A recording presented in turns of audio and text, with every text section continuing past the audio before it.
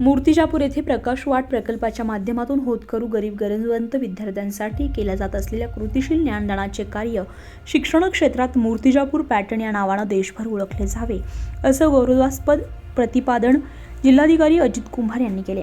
मूर्तिजापूर शहरामध्ये ग्रामीण भागातील होतकरू गरीब गरजवंत विद्यार्थ्यांसाठी प्रकाश वाट प्रकल्पाच्या माध्यमातून गत 10 ते 12 वर्षांपासून निरंतर चालू असलेल्या मोफत शिकवणी वर्ग यामध्ये आणखी भर घालत शिक्षण क्षेत्रात प्रकाश वाट प्रकल्पाचे पुढचे पाऊल हे घोषवाक्य घेऊन सुपर 50 या शीर्षकाखाली शहरातील भागधारक भवन येथे आयोजित जवाहर नवोदय परीक्षा मोफत शिकवणी वर्गाच्या उद्घाटन प्रसंगी उद्घाटक म्हणून ते बोलत होते।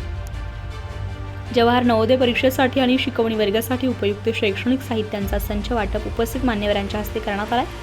सदर शिकवणी वर्गात समाजाचा एक घटक म्हणून काही देणं लागतं आणि सामाजिक बांधिलकी जोपासत निशुल्क सेवा देणाऱ्या शिक्षकांना शिकवण्यासाठी अधिक स्फूर्ती मिळावी यासाठी मान्यवरांच्या हस्ते प्रमाणपत्र पुष्पगुच्छ देऊन सन्मान करण्यात आला। सदर उपक्रमाला हातभार लावणारे दानशूर व्यक्ती यांचाही सत्कार करण्यात आला।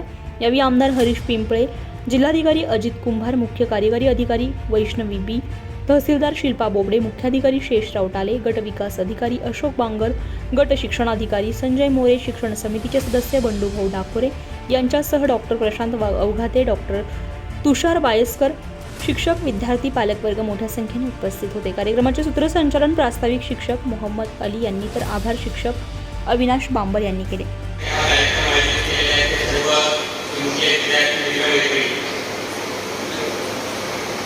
दोन दिवसांपूर्वी या प्रकाश वाट प्रकल्पाची टीम माझ्याकडे आली। त्यांनी पहिल्यांदाच मला असं सांगितलं सुपर 50 असा एक कार्यक्रम आम्ही राबवतो ज्याच्यामध्ये नवोदय परीक्षेसाठी आम्ही काही विद्यार्थी त्यांच्या मेरिटवरती निवडले आहेत, त्यांना 6 ते 7 महिने आम्ही चांगल्या प्रकारचं मार्गदर्शन करणार आहे।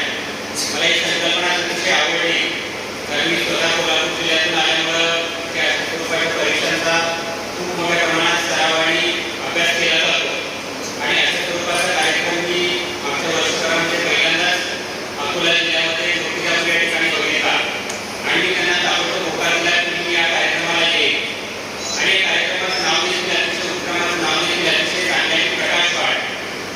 मला वाटतं की आपल्याला सर्वांना सन्माननीय प्रकाश आमटेंची माहिती आहे की त्यांचं गडचिरोली जिल्ह्यामध्ये अमरावती तालुक्यामध्ये हिमालय इथे आदिवासी नागरिकांसाठी विद्यार्थ्यांसाठी आरोग्य आणि शिक्षणामध्ये खूप मोठं कार्य आहे आणि त्यांच्या आत्मचरित्राचं नाव प्रकाश वाट आहे।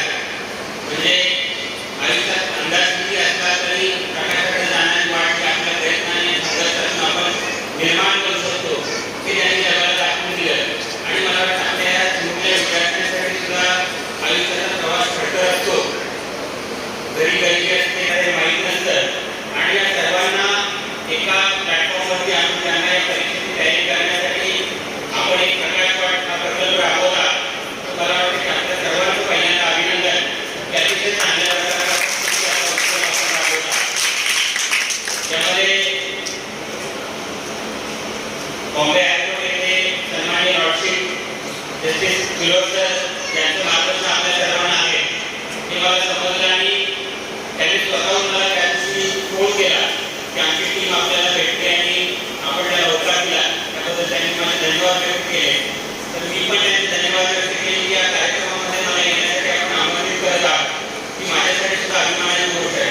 अगदी 5 मिनिटं त्यांच्याशी संभाषण झाल्यानंतर त्यांनी खूप चांगल्या प्रकारे महाराष्ट्र न्यूजसाठी समाधान इंगळे, अकोला।